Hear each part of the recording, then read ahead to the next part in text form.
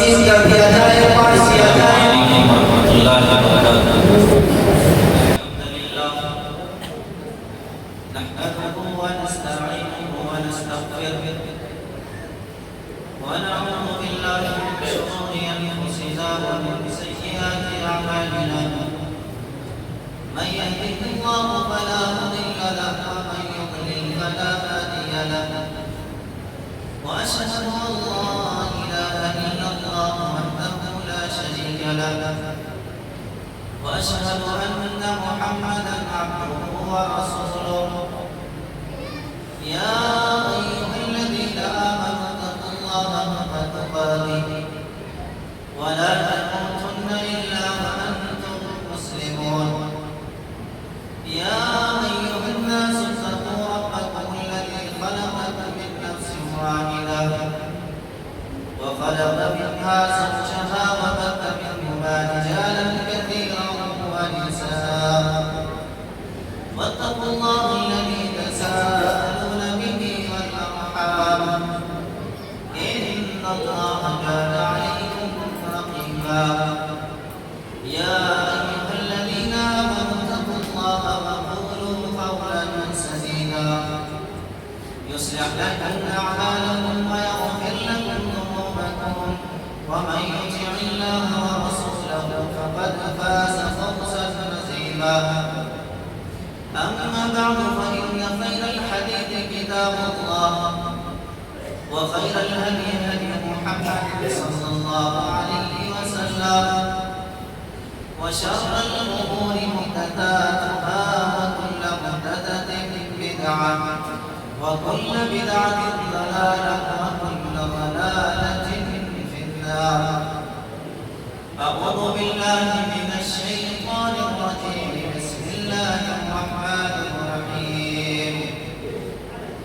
يا أيها الذين آمنوا توبوا إلى الله توبة نصوحا، عسى ربكم أن يكفر عنكم سيئاتكم ويدخلكم جنات تجري من تحتها الأنهار، يوم لا يخزي الله النبي والذين آمنوا معه نورهم يسعى بين أيديهم وبأيمانهم، يقولون ربنا أتمم لنا نورنا واغفر لنا إنك على كل شيء قدير.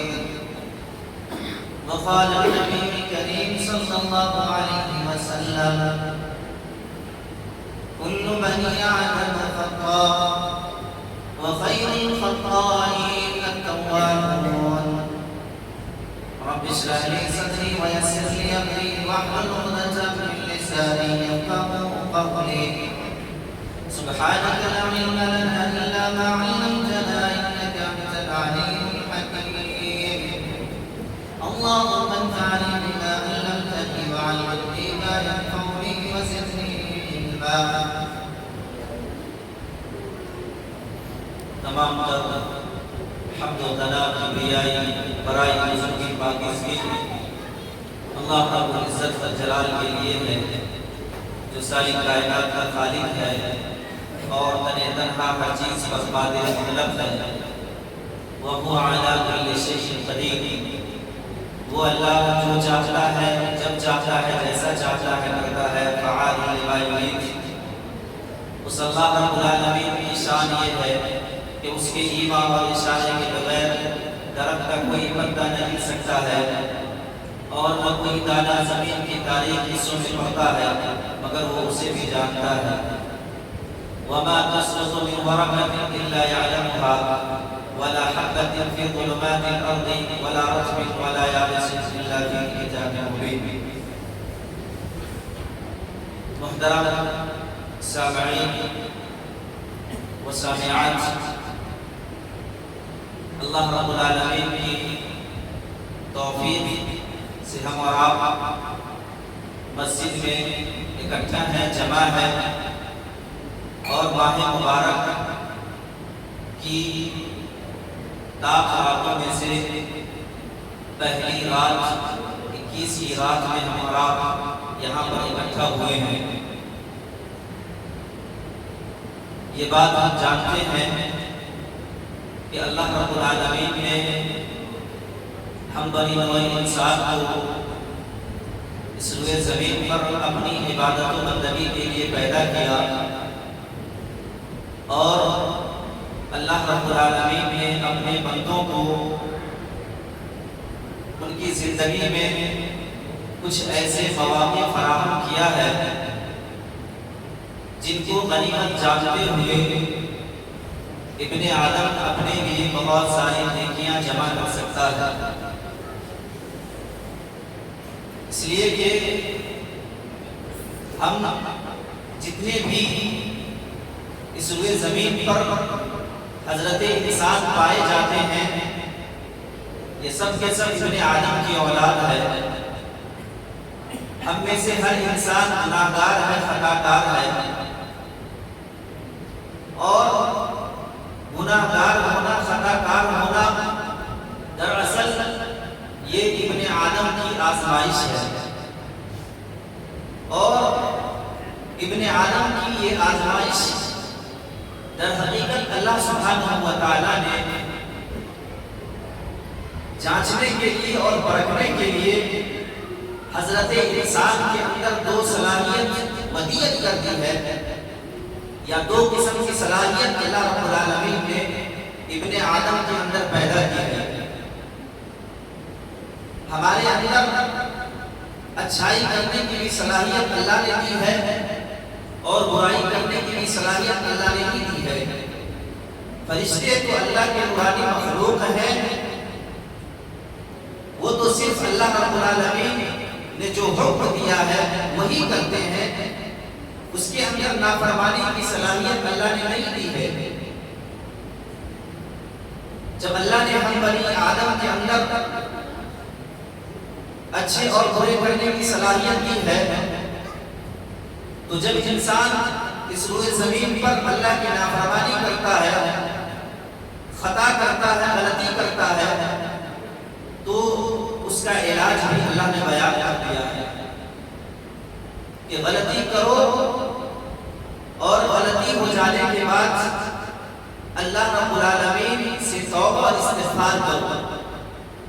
یہ اللہ رب العالمین کو بہت ہی زیادہ پسند ہے، اور نبی کائنات صلی اللہ علیہ وسلم نے بیان فرمایا کل بنی آدم خطاء وخیر الخطائین التوابون، کہ ابن آدم سارے کے سارے خطاکار ہیں، گناہگار ہیں، ان تمام خطاکاروں میں، ان تمام گناہگاروں میں سب سے بہتر گناہگار وہ ہے جو اللہ سبحانہ و تعالیٰ کے حضور توبہ کرنے والے ہیں۔ اور یہ توبہ اور استغفار اللہ رب العالمین نے اپنے مومن بندوں کو حکم دیا ہے۔ جا بجا قرآن کریم کے اندر اللہ رب العزت والجلال نے توبہ اور استغفار کا حکم دیا ہے۔ کہیں امام کائنات جناب محمد رسول اللہ صلی اللہ علیہ وسلم کو خطاب کرتے ہوئے فرمایا وَاسْتَغْفِرِ اللَّهَ إِنَّ اللَّهَ كَانَ غَفُورًا رَحِيمًا، کہ آپ اللہ سے توبہ استغفار کیجئے، بے شک اللہ رب العالمین معاف کرنے والا، رحم کرنے والا ہے۔ کہیں اللہ رب العزت والجلال نے بیان فرمایا توبوا إِلَى اللَّهِ جَمِيعًا أَيُّهَا الْمُؤْمِنُونَ لَعَلَّكُمْ تُفْلِحُونَ، اے مومنو تم سب کے سب اللہ کے حضور توبہ کرو تاکہ تم کامیاب ہو جاؤ۔ اور یہ توبہ انبیاء علیہ السلام کا شیوہ ہے، یہ طریقہ انبیاء علیہ السلام کا ہے۔ ہمارے باپ آدم اور حوا علیہ السلام سے جب غلطی ہوئی، خطا ہوئی، اللہ نے دونوں کو جنت کے اندر رکھا، جنت کی تمام نعمتوں سے لطف اندوز ہونے کے لیے کہا، اور کہا وَقُلْنَا يَا آدَمُ اسْكُنْ أَنْتَ وَزَوْجُكَ الْجَنَّةَ وَكُلَا مِنْهَا رَغَدًا حَيْثُ شِئْتُمَا وَلَا تَقْرَبَا هَٰذِهِ الشَّجَرَةَ فَتَكُونَا مِنَ الظَّالِمِينَ۔ اللہ نے آدم اور حوا دونوں کو جنت میں بسایا، اور اللہ نے آدم اور حوا سے کہا کہ تم دونوں جنت کے اندر رہو۔ وَقُلْنَا يَا آدَمُ اسْكُنْ وَكُلَا مِنْهَا رَغَدًا حَيْثُ شِئْتُمَا اور جہاں سے جو جی چاہے کھاؤ وَلَا تَقْرَبَا هَٰذِهِ الشَّجَرَةَ فَتَكُونَا مِنَ الظَّالِمِينَ لیکن اس درخت کے قریب مت جانا ورنہ ظالموں میں سے ہو جاؤ گے۔ فَأَزَلَّهُمَا الشَّيْطَانُ شیطان کو بھی اللہ نے حضرت انسان کے پیچھے لگایا ہے، اور ہمیشہ شیطان انسان سے گناہ کے کام کراتا ہے۔ شیطان نے حضرت آدم اور حوا علیہ السلام کو ورغلایا، بہکایا، اور جس درخت کے قریب جانے سے اللہ رب العزت والجلال نے منع کیا تھا اس درخت کے قریب گئے، اللہ کی نافرمانی کی۔ فَاتَّفِقَا يَخْصِفَانِ عَلَيْهِمَا مِنْ وَرَقِ الْجَنَّةِ اللہ کی نافرمانی کی، اس کی وجہ سے اللہ نے برہنہ کر دیا، ننگا کر دیا۔ دونوں نے اپنے سطر کو چھپایا، اس درخت کے پتے سے اپنی سطر پوشی کی چھپایا۔ فَاتَّفِقَا يَخْصِفَانِ عَلَيْهِمَا مِنْ وَرَقِ الْجَنَّةِ جنت کی پتیوں سے اپنی سطر پوشی کی۔ معلوم یہ ہوا کہ ہمارے باپ آدم اور حوا نے بھی اللہ کی نافرمانی کی، گرچہ اللہ نے ہی نافرمانی ان سے کرایا، دنیا کو بسانا تھا، اللہ نے حضرت آدم علیہ السلام سے غلطی کرایا اور آدم کو اپنی غلطی کا احساس ہوا، اللہ نے ہی پھر حضرت آدم کو دعا سکھلائی اور کہا ربنا ظلمنا انفسنا وان لم تغفر لنا وترحمنا لنكونن من الخاسرین۔ آدم اور حوا دونوں نے بھی اپنی غلطی کا اعتراف کیا، اپنی غلطی کا اقرار کیا اور کہا ربنا ظلمنا، اے ہمارے رب ہم دونوں نے اپنے نفسوں پر ظلم کیا ہے۔ ربنا ظلمنا انفسنا وان لم تغفر لنا وترحمنا لنكونن من الخاسرین۔ اگر ہم دونوں کو معاف نہ کیا، ہم دونوں پر رحم نہ کیا تو ہم نقصان اٹھانے والوں میں سے ہو جائیں گے۔ گویا کہ حضرت انسان سے غلطی ہوگی اور غلطی ہونے کے بعد اپنی غلطی کا اقرار کرنا، رب سے معافی طلب کرنا، یہ سب سے بڑی بات ہے۔ اسی طرح موسیٰ علیہ السلام سے بھی غلطی ہوئی، موسیٰ نے شخص کو مکہ مارا اور اسی وجہ سے اس کا انتقال ہو گیا۔ موسیٰ علیہ السلام کو اپنی غلطی کا اعتراف ہوا، اپنی غلطی کا احساس ہوا، اور انہوں نے بھی رب العالمین سے دعا کی رب انی ظلمت نفسی فاغفر لی، پاک پروردگار عالم میں نے اپنے نفسوں پر ظلم کیا، فاغفر لی، تو مجھے معاف کر دے۔ تو موسیٰ نے ایک شخص کو مکہ مارا جس کی وجہ سے اس کی موت ہو گئی۔ موسیٰ علیہ السلام کو اپنی غلطی کا احساس ہوا اور اس نے فوراً اللہ رب العالمین سے معافی طلب کی۔ حضرت یونس علیہ السلام جنہوں نے اللہ کے حکم کے بغیر اللہ نے انہیں قوم کو دعوت و تبلیغ کے لیے بھیجا، انہوں نے دعوت و تبلیغ کی اور قوم سے ناراض ہو کر کے جب یونس علیہ السلام چلے آئے، کشتی میں سوار ہو گئے اور پھر کشتی سے اسے سمندر کے حوالے کر دیا گیا۔ حضرت یونس علیہ السلام نے اللہ کی نافرمانی کی، سمندر کو اسے پھینک دیا گیا۔ سمندر کی تاریکی ہے، رات کی تاریکی ہے، مچھلی کے پیٹ کے اندر حضرت یونس علیہ السلام پہنچ گئے۔ گویا کہ وہاں پر کوئی نیٹ ورک کام کرنے والا نہیں، رات کی تاریکی، سمندر کی تاریکی، مچھلی کے پیٹ کے اندھیروں کے اندر، دین کی اندھیروں کے اندر حضرت یونس علیہ السلام نے کسے پکارا؟ اپنے رب کو پکارا، اپنی غلطی کا اقرار کرتے ہوئے کہا لا الہ الا انت سبحانک انی کنت من الظالمین۔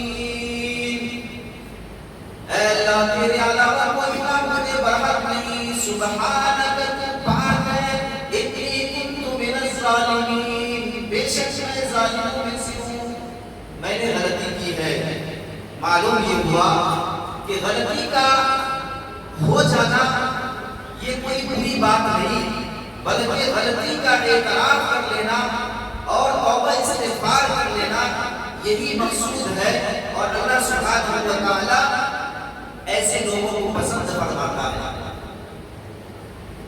جہاں تک کہ امام کائنات جناب محمد رسول اللہ صلی اللہ علیہ وسلم کی بات ہے تو آپ دن میں 70 سے زائد مرتبہ اللہ رب العالمین سے توبہ کیا کرتے تھے۔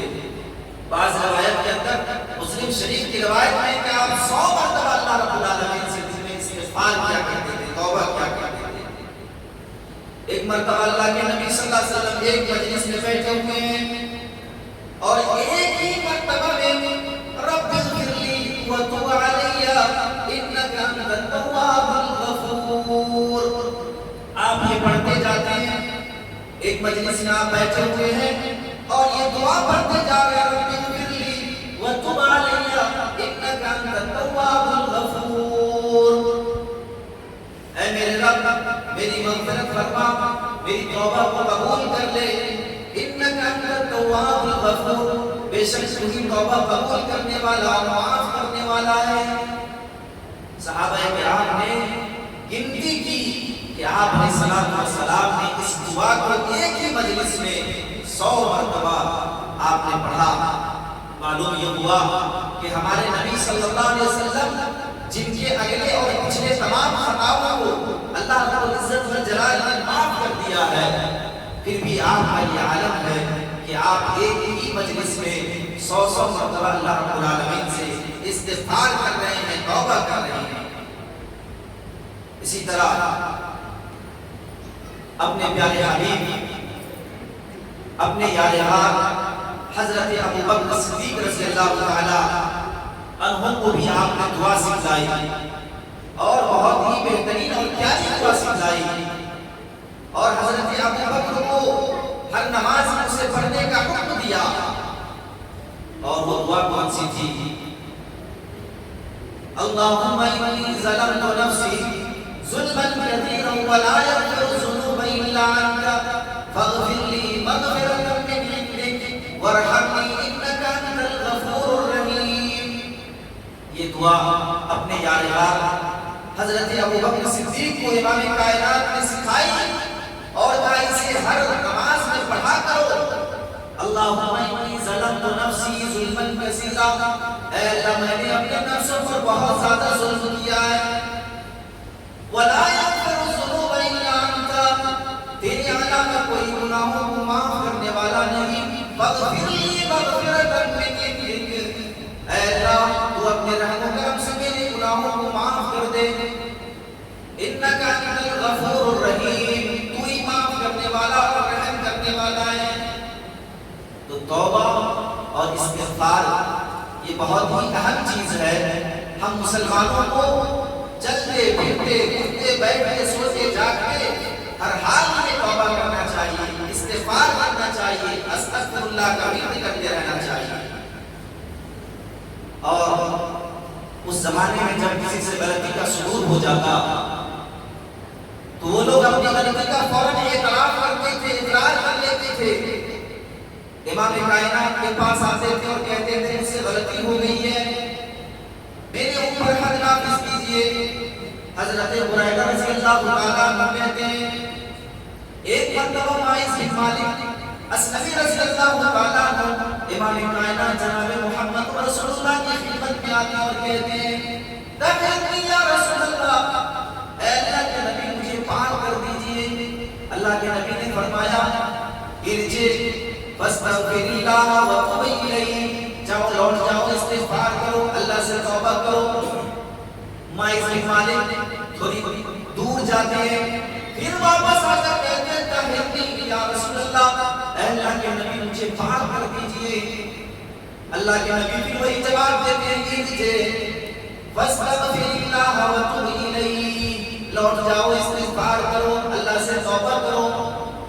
تیسری مرتبہ پھر واپس آتے ہیں اور پھر اللہ کے نبی سے ریکویسٹ کر رہے ہیں، گزارش کر رہے ہیں اور کہہ رہے ہیں کہ یا رسول اللہ، اے اللہ کے نبی مجھے پاک کر دیجئے۔ پھر آپ وہی جواب دیتے ہیں لوٹ جاؤ استغفار کرو، اللہ سے توبہ کرو۔ کائنات کے پاس آتے ہیں، اللہ کے نبی سے وہی سوال کرتے ہیں اور کہتے ہیں طہرنی یا رسول اللہ، اے اللہ کے نبی مجھے گناہوں سے پاک کر دیجئے۔ آپ نے فرمایا فیما طہرنکا، میں تمہیں کس چیز سے پاک کر دوں؟ مائز بن مالک نے کہا من الزنا، اے اللہ کے نبی مجھ سے زنا کا صدور ہو چکا ہے، مجھ سے زنا کا صدور ہو چکا ہے۔ اللہ کے نبی سنتے ہیں کہ یہ کیا بک رہے ہیں، یہ تو کہہ رہے ہیں مجھ سے زنا کا صدور ہو چکا ہے۔ اللہ کے نبی نے فوراً ان کے اوپر حد نافذ نہیں کیا، بلکہ آپ نے تحقیق کی اور پوچھا ابھی تک جنون، کیا ان کا دماغی توازن صحیح ہے؟ صحابہ کرام نے کہا ہاں یہ دماغی اعتبار سے بالکل صحیح ہے۔ پھر آپ نے کہا کیا انہوں نے شراب تو نہیں پی رکھی ہے؟ ایک صحابی اس کے قریب گئے، اس کے منہ کو سونگا اور اس کے بعد کہا اللہ کے نبی اس نے شراب نہیں پی ہے، اس کے منہ سے شراب کی بدبو نہیں آ رہی ہے۔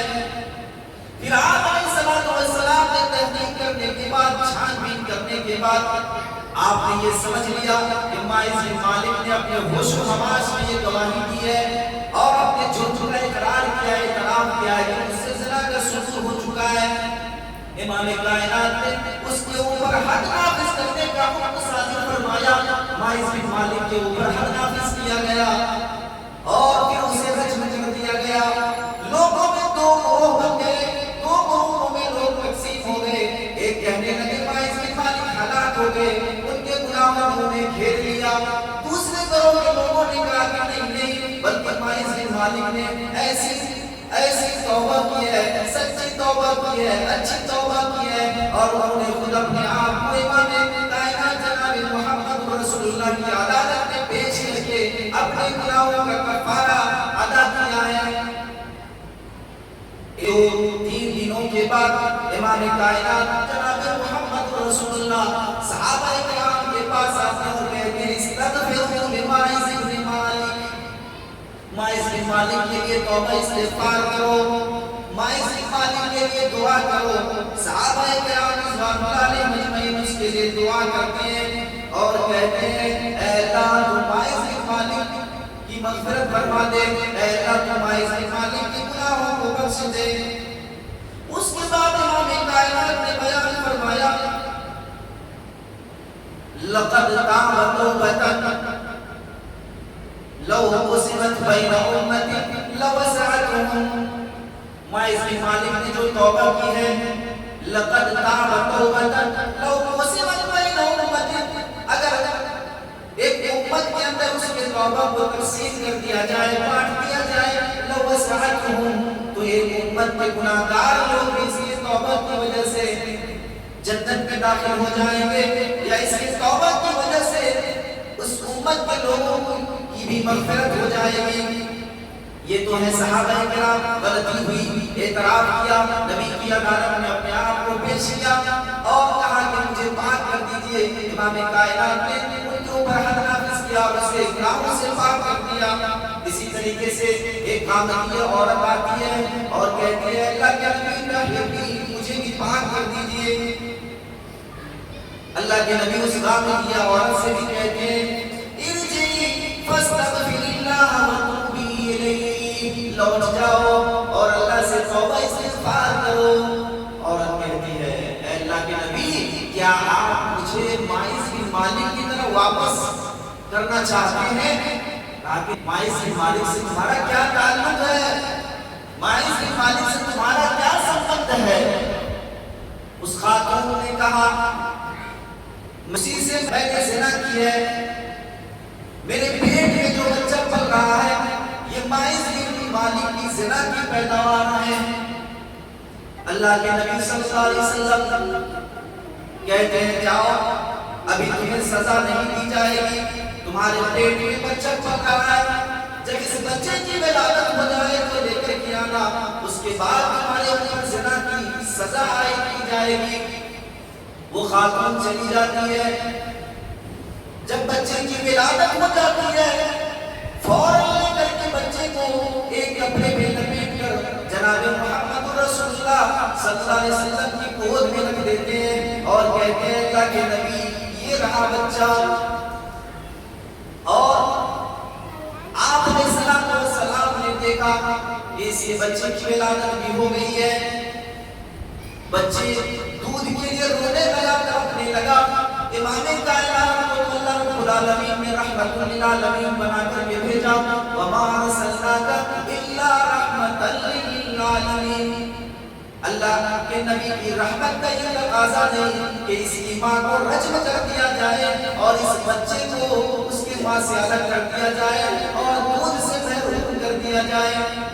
امام کائنات نے کہا کہ خاتون ابھی تمہیں سزا نہیں دی جائے گی, ابھی تمہارے پستان کے اندر اس بچے کی رزق موجود ہے. جاؤ اس بچے کو لے جاؤ, دودھ پلاؤ, اور جب یہ بچہ روٹی کھانے کے لائق ہو جائے تب تم پھر واپس آنا.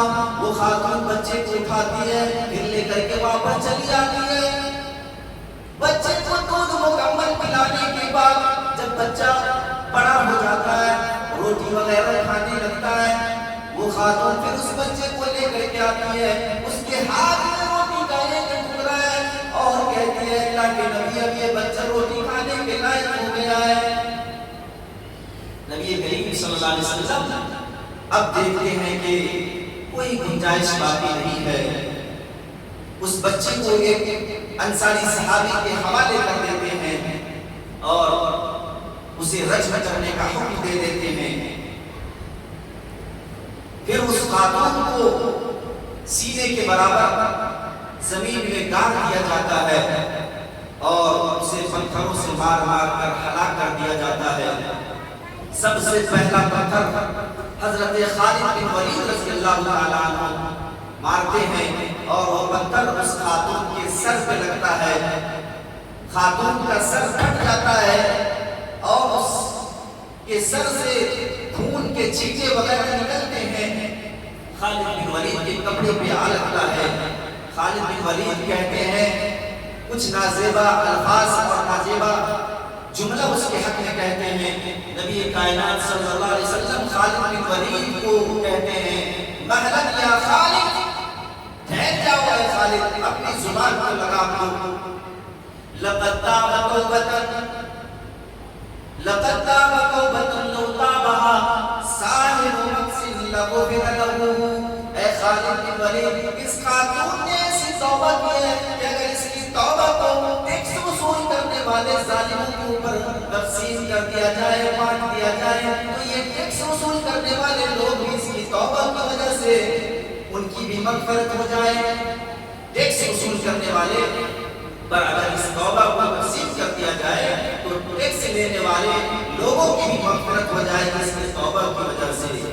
تو میرے پیارے اسلامی بھائیوں, یہ دیکھیے کہ اس زمانے میں عہد نبوی میں جب کسی سے گناہ کا شعور ہوتا, جب کوئی غلطی کر بیٹھتے تو فوراً امام کائنات کے پاس آتے اور اپنی غلطی کا اعتراف کر کے کہتے کہ اے اللہ کے نبی مجھ سے غلطی ہو گئی ہے اور مجھے دنیا میں ہی سزا دے دی جائے, آخرت میں ہمیں سزا نہ ملے.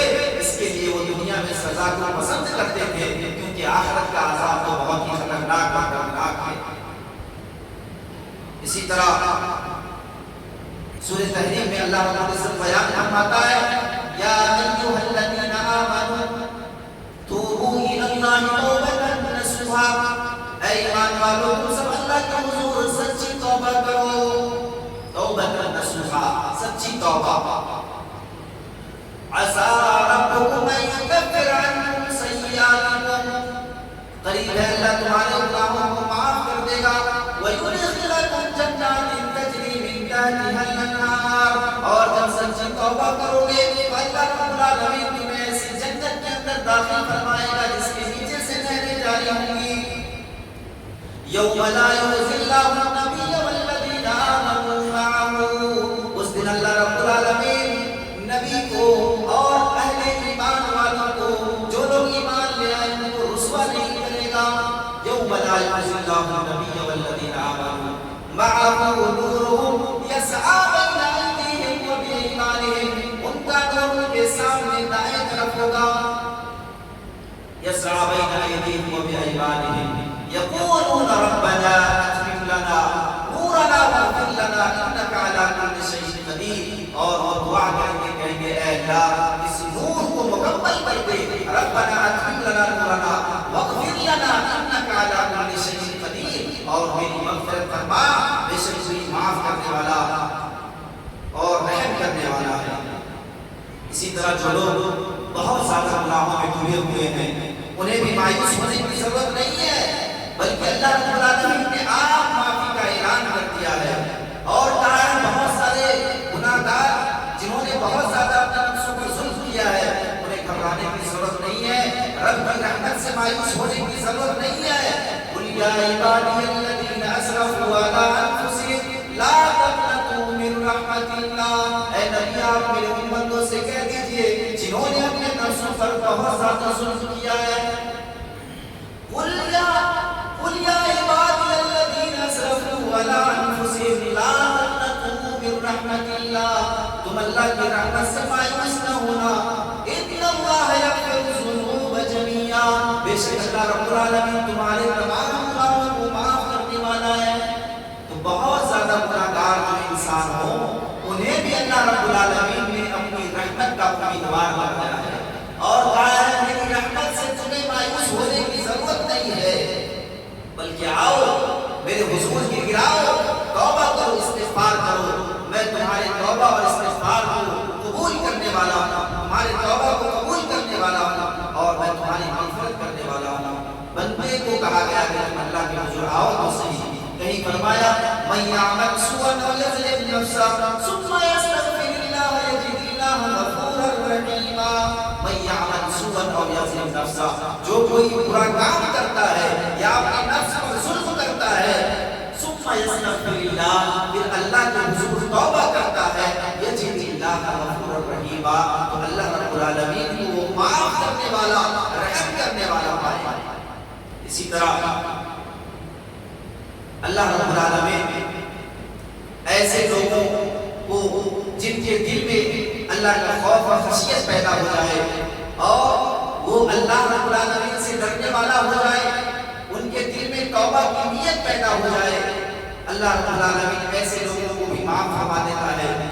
کہ ایک شخص جو بہت بڑا گناہ گار تھا، خطا کار تھا، سیاہ کار تھا، جب اس کے مرنے کا وقت قریب آیا تو اس نے اپنے بچوں کو، اپنے بیٹوں کو اکٹھا کیا، جمع کیا اور کہا میرے بیٹو تم تو جانتے ہو میں کتنا بڑا گناہ گار اور پاپی انسان ہوں، اگر میں مر گیا تو مجھے معلوم نہیں اللہ رب العالمین ہمیں کن قسم کے عذاب سے دوچار کرے گا، اس لیے میرے بیٹو جب میں مر جاؤں تو تم مجھے دفن نہیں کرنا بلکہ تم مجھے جلا دینا اور جلانے کے بعد میری راکھ کو مسل دینا، راکھ کو اکٹھے کر لینا اور کچھ راکھ کو لے جا کر کے ہوا میں اڑا دینا اور کچھ راکھ کو لے جا کر کے سمندر میں بہا دینا۔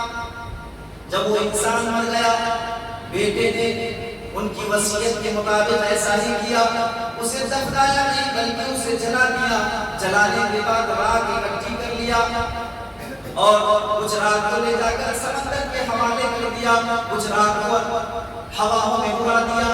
اللہ رب العالمین نے سمندر کو حکم دیا اس کی راکھ کو اکٹھا کر لیا گیا، ہواؤں کو حکم دیا اس کی راکھ کو اکٹھا کر لیا، پھر اللہ نے اپنی قدرت سے اسے پیدا کر دیا اور پوچھا کہ تمہیں اس کام کے کرنے پر کس چیز نے ابھارا؟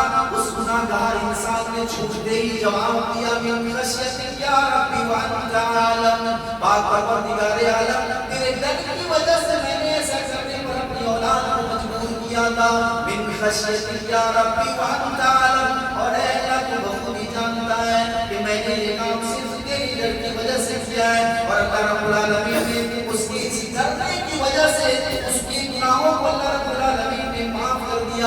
اتنا ہی نہیں بلکہ جب آپ احادیث کا مطالعہ کریں گے تو بہت سے ایسے گناہ گار ملیں گے۔ ایک انسان جو بہت بڑا گناہ گار تھا، وہ راستے سے گزر رہا تھا، اس کو پیاس لگی، زور کی پیاس لگی، وہ کنویں کے اندر اترا، موزے میں پانی بھرا اور پھر وہ پانی پی لیا۔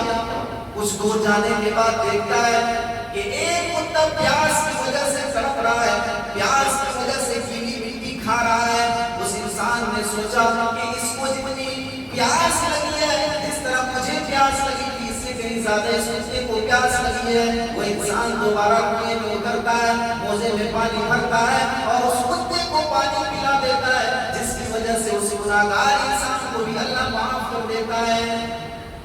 تو رزق بخشش کے لیے کوئی بہانہ چاہیے۔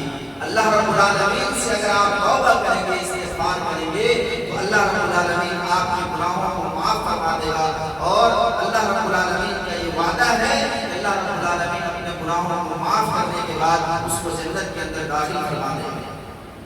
کہیں نبی کریم صلی اللہ علیہ وسلم نے بیان فرمایا، طوبیٰ لمن وجد فی صحیفته استغفارا کثیرا، خوشخبری ہے، بشارت ہے ایسے لوگوں کے لیے جس کے نام اعمال میں کثرت سے استغفار ہوں گے۔ کثرت سے استغفار جب آپ کریں گے تو آپ کے نام اعمال میں کثرت سے استغفار ہوگا۔ ایسے لوگوں کے لیے بشارت ہے، خوشخبری ہے، یعنی ایسے لوگ کامیاب ہونے والے ہیں۔ اسی طرح سید الاستغفار جس کو آپ جانتے ہیں، نبی کریم صلی اللہ علیہ وسلم نے بیان فرمایا، جو آدمی استغفار کے لیے سید الاستغفار کرتا ہے، سید الاستغفار ہے، استغفار کرنے کے لیے سب سے عظیم اور بہترین دعا نبی کائنات صلی اللہ علیہ وسلم نے سکھائی ہے، اور پھر اس دعا کی فضیلت کے بارے میں آپ نے بیان فرمایا کہ جو آدمی اس دعا کو صبح میں پڑھ لیتا ہے اور شام ہونے تک اگر اس کی موت ہو جائے تو وہ انسان سیدھا جنت کے اندر داخل ہو جائے گا۔ اسی طرح اگر کوئی انسان شام کے وقت اس دعا کو پڑھ لیتا ہے اور صبح ہونے تک اس کا انتقال ہو جائے تو وہ آدمی سیدھے جنت کے اندر داخل ہو جائے گا۔ تو میرے پیارے اسلامی بھائیوں، توبہ اور استغفار کے بہت سارے فائدے ہیں اور بہت ساری چیزیں توبہ اور استغفار کے سلسلے میں احادیث مبارکہ کے اندر موجود ہے۔ کسی بھی پریشانی کے اندر جب انسان مبتلا ہوتا ہے، چاہے وہ مالی پریشانی ہو یا کسی اور طرح کی پریشانی ہو، ہر ایک پریشانی کے لیے حل اور سلوشن، علاج صرف اور صرف بتلایا گیا ہے استغفار۔ امام حسن بصری رحمۃ اللہ علیہ کے پاس ایک آدمی آتا اور کہتا ہے کہ حد کی شکایت کرتا ہے، حد شادی پڑی ہوئی ہے، کھانے کو لالے پڑ گئے ہیں۔ امام حسن بصری رحمۃ اللہ علیہ استغفار کرنے کا حکم دیتے ہیں۔ پھر ایک شخص آتا ہے، شکایت کرتا ہے مال میں کمی کی، کہتے ہیں جاؤ استغفار کرو۔ پھر ایک آتا ہے، کہتا ہے کئی سال سے میرے گھر میں بچے کی ولادت نہیں ہوئی ہے، شادی ہو کر کے کئی سال گزر چکے ہیں، کوئی طریقہ تو بتائیں۔ امام حسن بصری رحمۃ اللہ علیہ اس سے بھی کہتے ہیں جاؤ استغفار کرو۔ جو لوگ وہاں پر موجود ہوتے ہیں ان میں سے ایک آدمی امام حسن بصری رحمۃ اللہ علیہ سے پوچھتے ہیں کہ امام صاحب آپ کے پاس کچھ لوگ اپنی مجبوریاں لے کر کے آئے اور آپ نے سب کا علاج صرف ایک ہی بتلایا ہے۔ امام حسن بصری رحمۃ اللہ علیہ کہتے ہیں میں نے یہ علاج اپنی جانب سے نہیں بتایا ہے، بلکہ اللہ رب العالمین قرآن کریم کے اندر بیان فرماتا ہے فَقُلْتُ اسْتَغْفِرُوا رَبَّكُمْ إِنَّهُ كَانَ غَفَّارًا يُرْسِلِ السَّمَاءَ عَلَيْكُمْ مِدْرَارًا وَيُمْدِدْكُم بِأَمْوَالٍ وَبَنِينَ وَيَجْعَل لَّكُمْ جَنَّاتٍ وَيَجْعَل لَّكُمْ أَنْهَارًا۔ اللہ بیان فرماتا ہے نوح علیہ السلام اپنی قوم کے لوگوں سے کہتے ہیں فَقُلْتُ اسْتَغْفِرُوا رَبَّكُمْ إِنَّهُ كَانَ غَفَّارًا، اے میری قوم کے لوگوں تم سب کے سب استغفار کرو، اللہ رب العالمین بہت بڑا معاف کرنے والا ہے۔ اور جب استغفار کرو گے تو فائدہ کیا ملے گا؟ یرسل السماء علیکم مدرارا، اللہ آسمان سے موسلادھار بارش نازل فرمائے گا، ویمددکم باموال وبنین، اور اللہ تمہیں تمہاری مدد کرے گا مال کے ذریعے، اولاد کے ذریعے، مال بھی عطا کرے گا۔ یہ استغفار کا فائدہ ہے۔ قحط سالی پڑی ہوئی ہے، سوکھا پڑا ہوا ہے، کسان پریشان ہے، اناج اور غلہ کس طرح پیدا ہوگا؟ اللہ نے کہا استغفار کرو، یرسل السماء علیکم مدرارا۔ استغفار کا پہلا فائدہ یہ ہے کہ اللہ رب العالمین آسمان سے موسلادھار بارش نازل فرمائے گا، وَيُمْدِدْكُم بِأَمْوَالٍ، مال کی کمی ہے، اللہ رب العالمین مال سے مدد کرے گا، وَبَنِينَ، اولاد کی شکایت لے کر کے آئے ہو کئی سال سے ہمارے گھر میں اولاد نہیں ہوئی ہے، شادی کے کئی سال گزر گئے، استغفار اللہ سے کرو، اللہ تمہیں مال سے نوازے أموال وبنين ويجعل لكم جنات ويجعل لكم أنهارا. اور باغات اللہ رب العالمین تمہیں عطا فرمائے گا اور تمہارے لیے نہریں جاری فرما دے گا. گویا کہ اس آیت کریمہ کے اندر اللہ رب العزت والجلال نے استغفار کے 5 فائدے بیان کیے. اتنا ہی نہیں، جب ایک انسان استغفار کرتا ہے تو اس کے جتنے بھی گناہ کے دھبے ہوتے ہیں استغفار کی وجہ سے، توبہ کی وجہ سے اللہ رب العالمین اس کے گناہوں کے دھبوں کو مٹا دیتا ہے. نبی کریم صلی اللہ علیہ وسلم نے بیان فرمایا ان المؤمن اذا اذنب كانت نقطة سوداء في قلبه فإن تاب ونزع واستغفر سقل قلبه فإن زاد حتى يعلو قلبه فذلك الرأي الذي ذكر الله عز وجل في القرآن كلا بل ران على قلوبهم ما كانوا يكسبون. جب ایک مومن گناہ کرتا ہے تو اس کے سینے پر بلیک پوائنٹ کالا دھبا ڈال دیا جاتا ہے. فَإِن تَابَ اگر انسان توبہ کر لے، وَنَزَعَ گناہوں کو چھوڑ دے، وَاسْتَغْفَرَ استغفار کرے، سُقِلَ قَلْبُهُ اللہ سبحانہ وتعالی اس کے دل کو دھو دیتا ہے. وَإِن زَادَ حَتَّى يَعْلُوَ قَلْبُهُ اور اگر گناہ پر گناہ کرتا چلا جائے تو وہ سیاہی اس کے دل پر اور زیادہ بڑھتی چلی جاتی ہے. فَذَلِكَ الرَّيْنُ الَّذِي ذَكَرَ اللَّهُ عَزَّ وَجَلَّ اور یہی رین ہے جس کا ذکر اللہ نے فرمایا كَلَّا بَلْ رَانَ عَلَىٰ قُلُوبِهِمْ مَا كَانُوا يَكْسِبُونَ. یہی رین ہے جس کی وجہ سے اس کا دل زنگ آلود ہو چکا ہے گناہوں کی وجہ سے. تو ایک انسان جب گناہ کرتا ہے تو اللہ رب العالمین اس کے دل پر بلیک پوائنٹ لگا دیتا ہے. جب وہ توبہ کر لیتا ہے تو اس کے داغ دھبے کو مٹا دیتا ہے. اور توبہ کے فوائد میں سے ایک فائدہ یہ بھی ہے کہ اللہ رب العالمین گناہوں کو نیکیوں میں کنورٹ کر دیتا ہے. گناہ کو اللہ رب العالمین نیکی میں تبدیل کر دیتا ہے.